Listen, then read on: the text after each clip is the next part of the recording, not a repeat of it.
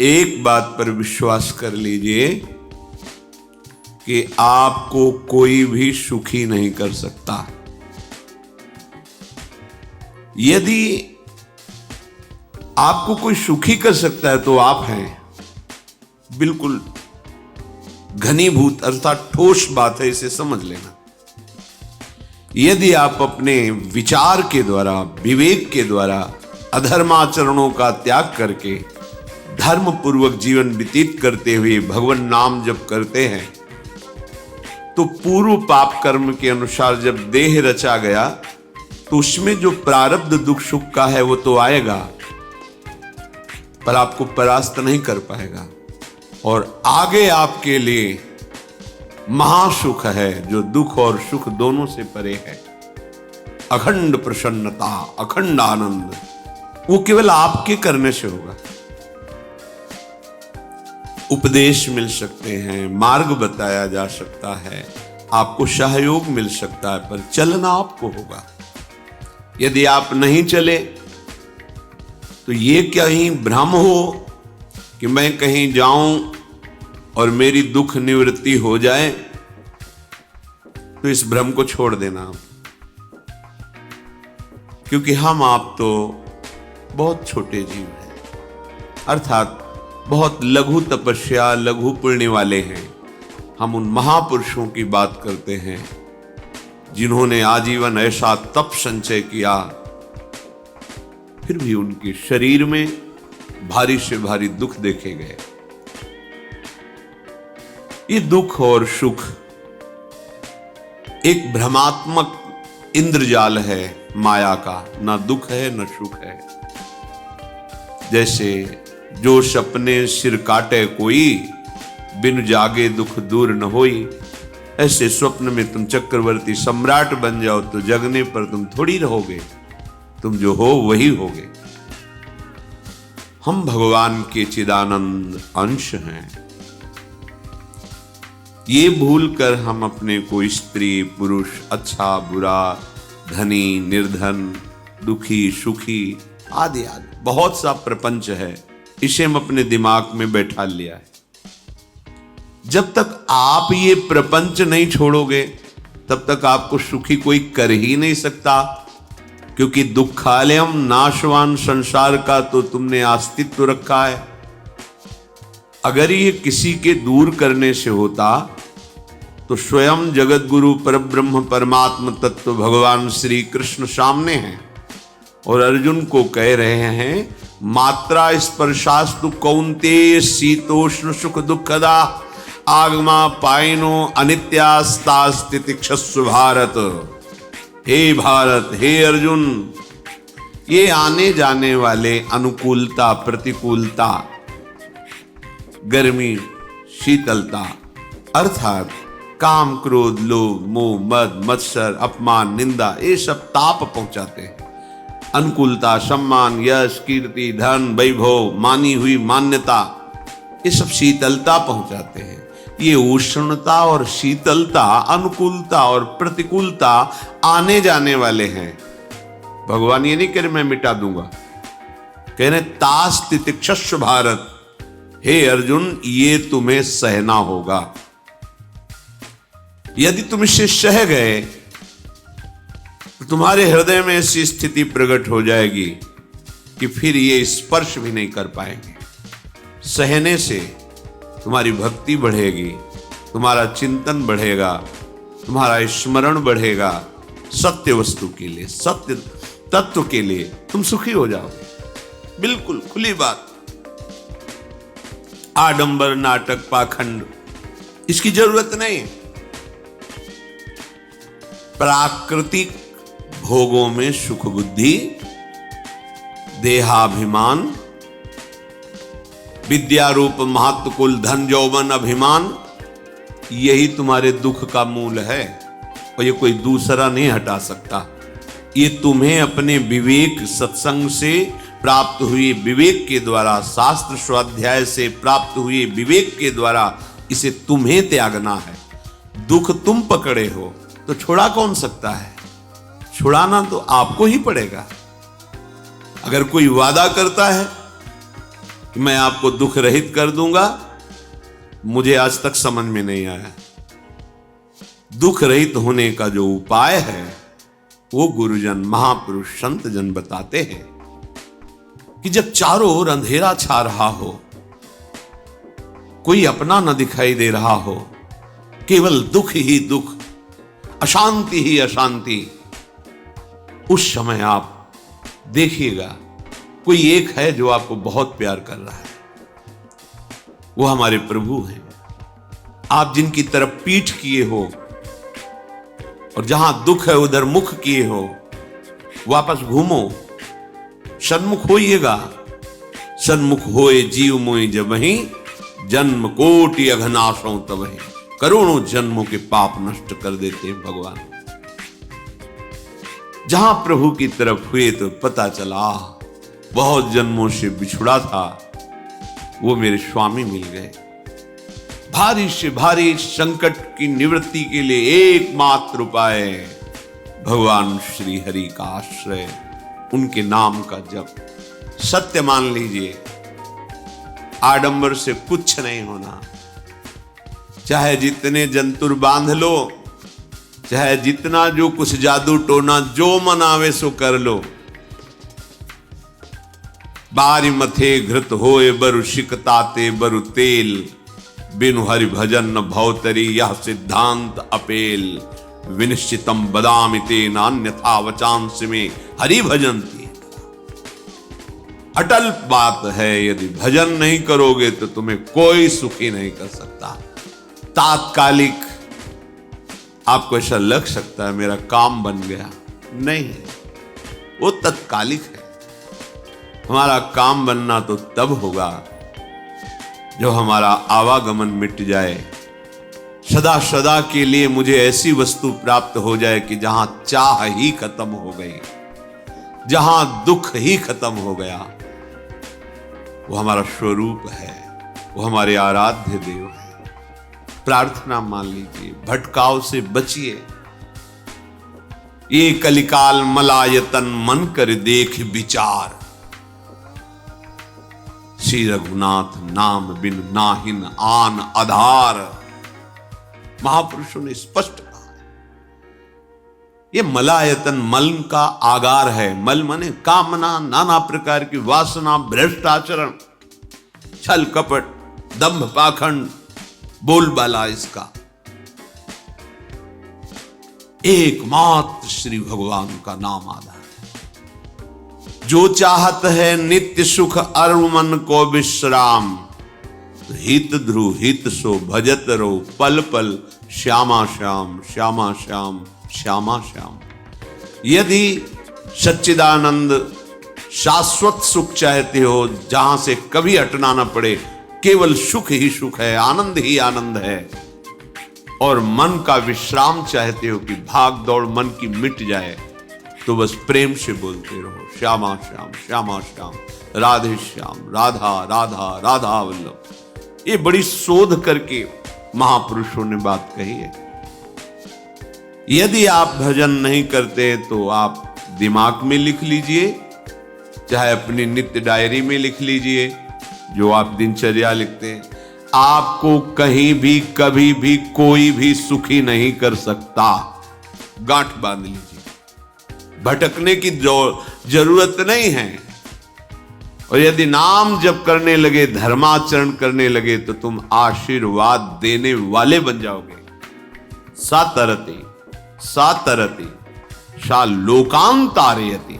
ध्यान दीजिए, वो तर जाता है, वह तर जाता है, वो लोकों को तार देता है। जब पृथ्वी में भयंकर पापाचरण की वृद्धि हुई, असुरों के द्वारा प्रेरित होकर के जहां भी धर्माचरण, नाम कीर्तन, यज्ञ, हवन, होम, ऋषि मुनि विध्वंस कर दो, क्या हुआ? कोई दूसरा दिखाई दिया क्या? नहीं, किसी की सामर्थ्य नहीं थी।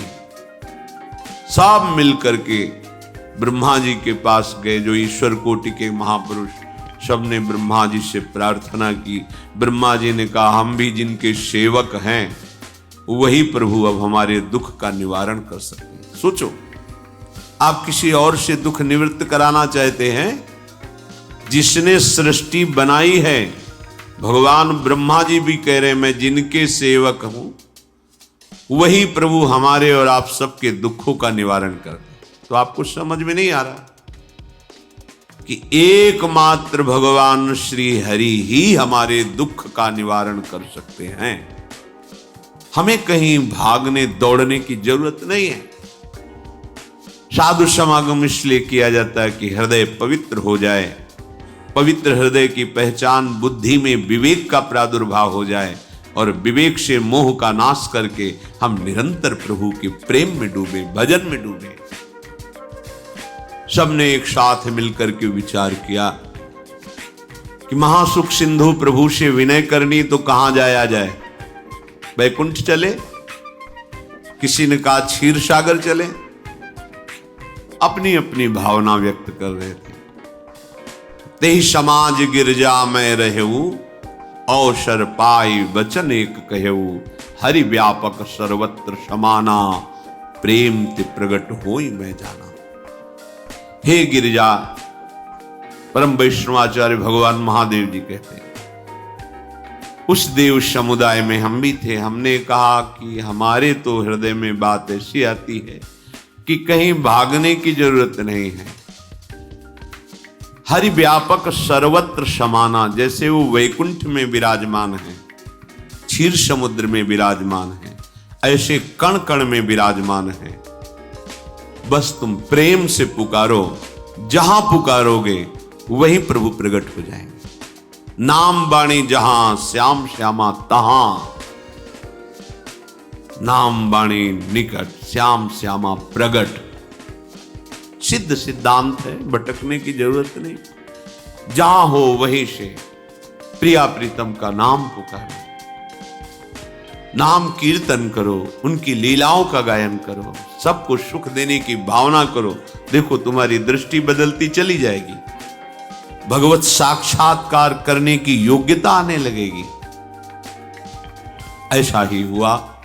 सबने मिलकर के श्री भगवान को विनय पूर्वक आर्त भाव से पुकारा।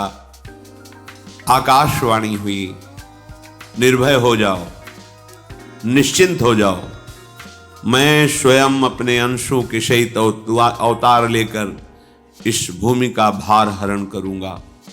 तुम सब बड़े बड़े जो देवता हो, जाओ हमारी लीला में सुख लेने के लिए सब ऋक्ष वानर आदि का रूप धारण करो। ब्रह्मा जी, महादेव जी, बड़े बड़े ईश्वर कोटि के लोकपाल बहुत प्रसन्न हुए, क्योंकि भगवद वाणी सत्य है, त्रिकाल सत्य है। सबको विश्वास हो गया कि अब मारा तो जाएगा ये महासुर, जिसको लगता था कोई ना मंत्र के द्वारा मार सकता है ना अस्त्र के द्वारा मार सकता है। स्वयं श्री भगवान पधार रहे। भगवान ने जो निरंतर भजन प्राण रहते हैं, कश्यप जी, अदिति, वो भगवान के वात्सल्य में भरे थे। प्रभु जब प्रकट हुए तो उनसे कहा, मुझे आप जैसा पुत्र चाहिए। प्रभु ने कहा कि मेरे जैसा तो मैं ही हूं, अद्वितीय हूं, दूसरा कोई है नहीं, मैं ही अवतरित होऊंगा। भजन में देखो कितनी सामर्थ्य है। जगत पिता को पुत्र रूप में प्राप्त कर रहे हैं। वही चक्रवर्ती सम्राट अवधपुरी के नरेश महाराज दशरथ जी के रूप में, जिनके महामहिम अद्भुत सौभाग्य प्राप्त करने वाली तीन ये रानियां, श्री कौशल्या जी, श्री कैकेयी जी, श्री सुमित्रा, भगवान वशिष्ठ जी इनके गुरुदेव हैं। प्रायः बड़े बड़े महान जो राज्य पालक रहे, उनके ऊपर, राजा के ऊपर महाराजा विराजमान रहे। ऊपर से स्वर्गलोक आदि लोकों से भी ये शिक्षा मिली। देवराजेंद्र तो भगवान बृहस्पति, दैत्यराज बलि भगवान शुक्राचार्य, जनक जी तो सदानंद जी महाराज, दशरथ जी तो वशिष्ठ जी महाराज। ऐसा था क्योंकि जहां हमारा विवेक काम नहीं करता वहां ये ब्रह्मबोध संपन्न महापुरुष तत्काल हमको संभालते हैं। महाराज दशरथ जी के हृदय में प्रबल लालसा हुई कि अब अवस्था व्यतीत होती जा रही है, पर जो गृहस्थ धर्म का परम लाभ है वो तो हुआ ही नहीं। वशिष्ठ जी के चरणों में प्रणाम करके कहा, भगवान एक ही बात की असंतुष्टता है, हमारे कोई पुत्र नहीं है। वशिष्ठ जी ध्यानस्थ हुए, ध्यान में देखा और उनका, तुम्हारा जैसा सौभाग्य अन्य का किसी का नहीं हो सकता। तुम्हारे यहां स्वयं सच्चिदानंद भगवान श्री हरि अपने अंशों के साथ अवतरित हो रहे। श्रृंगी ऋषि को बुलाया गया, पुत्रेष्ट यज्ञ करी, उसमें साक्षात भगवान अग्निदेव प्रकट होकर के खीर दिया और कहा अपनी रानियों को पवा दीजिए। वशिष्ठ जी के आज्ञा के अनुसार उस खीर को 2 भाग में किया। प्रथम भाग श्री कौशल्या जी को दिया, जो दूसरा भाग था उसके 2 भाग किए, उसका 1 भाग कैकेयी जी को भी किया। अब जो 1 भाग बचा उसके 2 भाग किए और वशिष्ठ जी की आज्ञा के अनुसार एक माता कौशल्या जी को, एक कैकेयी जी को दिया। उन्होंने अपने हाथ से सुमित्रा जी को दिया, तो सुमित्रा जी के गर्भ से लक्ष्मण और शत्रुघ्न। कौशल्या जी ने जो भाग दिया उससे लक्ष्मण जी प्रकट हुए, जो रामचरण अनुरागी, अद्भुत अद्भुत हरि प्रेमी। शत्रुघ्न जी भरत चरणों का आश्रय लिए हुए राम जी का सेवन कर। बड़ा रहस्य है, कितनी मर्यादा है। गुरु की आज्ञा से जहां जैसा विधान होना चाहिए वैसा, तो उस बड़ा मंगल शुरू। ये महामहिम जगत पावन करने वाली माताएं मानो अपने गर्भ में अखिल ब्रह्मांडों के स्वामी को धारण किए हुए हैं, जिनके गर्भ में अनंत ब्रह्मांड वास करते हैं, उन प्रभु को अपने गर्भ में धारण करने का अनुभव कर रहे हैं। महाराज दशरथ बहुत प्रसन्न है। ये जीवन का परम लाभ है। प्रभु हमारे कोई हो, माता पिता भाई बंधु सखा पति प्रीतम पुत्र, कुछ भी, ये तो ऐसे करुणामय कोई भाव रख लो और गाढ़ भाव कर लो तो आपको अनुभव कराने लगेंगे। जिस भाव से आप देखोगे कैसा सुख महाराज दशरथ जी को हो रहा होगा, जिनको गुरुदेव से पता है कि स्वयं भगवान पधार रहे। प्रतिपल इनके दर्शन करके कौशल्या जी, कैकेयी जी, सुमित्रा जी प्रेम पुलकित रहते हैं। दशरथ जी, अहो भाव, साक्षात भगवान पधार रहे। समय व्यतीत हुआ, जोग लगन गृह बार तिथि, सकल भये अनुकूल, चर अरु अचर हर्ष जुत, राम जन्म सुख मूल।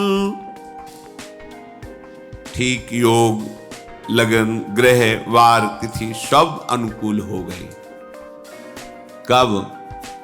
जिसके हृदय में प्रभु का प्रकाश हो जाता है। जो प्रभु के भजन में रहता है तो योग लगन ग्रह वार तिथि नक्षत्र सब अनुकूल हो जाते हैं। जो पे कृष्ण चरण मन अर्पित, तो करी हैं का नवग्रह। सब ग्रह नक्षत्र वार तिथि, ये जितने भी विघ्न कारक या शुभ कारक है, ये सब शासन में रहते हैं। जिसके हृदय में भगवान नाम चल, जिते विनायक शुभ अशुभ, ये विघ्न करे नहीं कोई, क्योंकि भगवान का नाम चल रहा है। हृदय में भगवान प्रकाशित हो गए हैं, परमानंद अनुभव होता है। ऐसे भगवान जगत में प्रकट हो रहे हैं।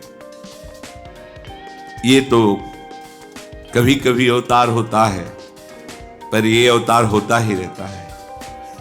भगत के हृदय रूपी महल में अवतार होता रहता है। जो निरंतर भगवत चिंतन परायण अपने अहम को भगवान के चरणों में समर्पित किया तो भय प्रकट कृपाला, यही हृदय में प्रकाशित हो जाते हैं। हृदय में ही दिव्य वृंदावन प्रिया प्रीतम दिव्य लीला। चैत्र का महीना, नवमी तिथि, शुक्ल पक्ष, अभिजीत मुहूर्त, ठीक दोपहर का समय 12 बजे। सब लोगों को परमानंद प्रदान करने वाले प्रभु पधारे।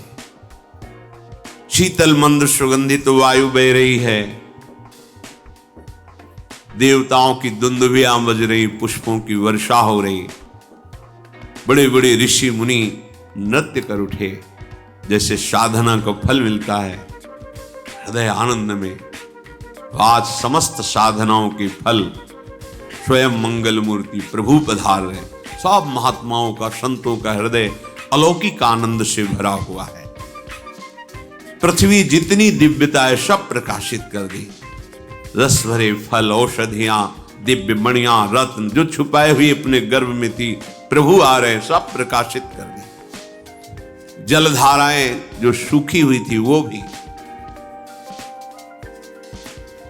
जब ब्रह्मा जी ने देखा कि जो भगवान ने आकाशवाणी में कहा था वो सब सत्य हो रहा है, आकाश में ब्रह्मा जी समस्त देवतागण विराजमान होकर के अंजलियों में दिव्य पुष्प लेकर के वर्षा कर रहे हैं।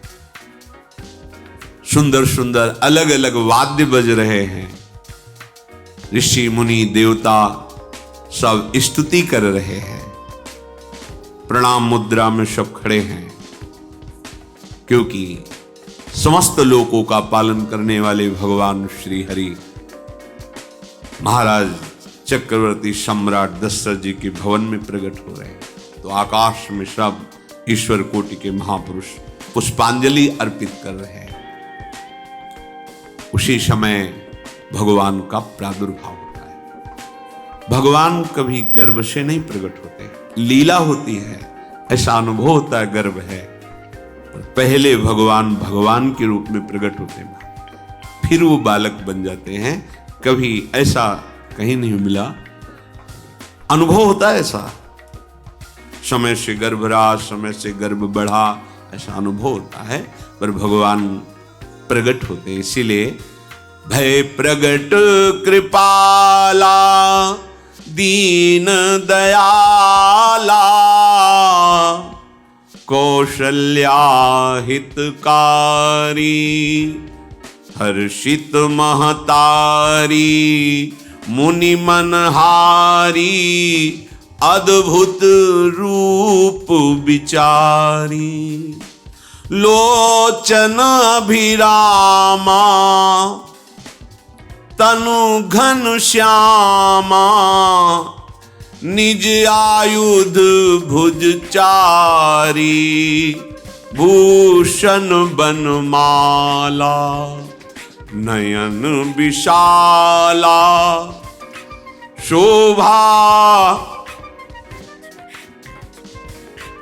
सिंधु खरारी कह दुई कर जोरी अस्तुति तोरी केहि विधि करो अनंता माया गुण ज्ञाना तीत अमाना वेद पुराण भनंता करुणा सुख सागर सब गुण आगर जेहि गावहि श्रुति संता सो मम हित लागी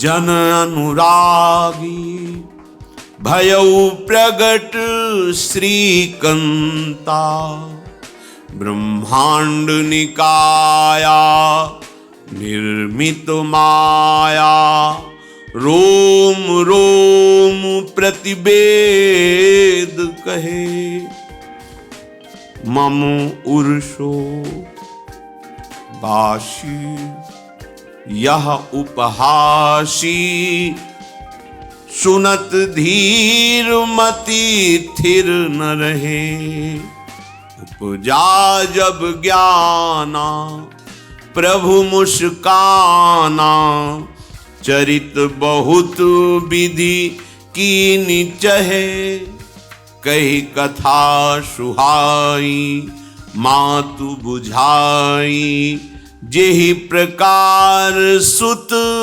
प्रेम लहे। दीनों पर दया करने वाले, बात समझिए।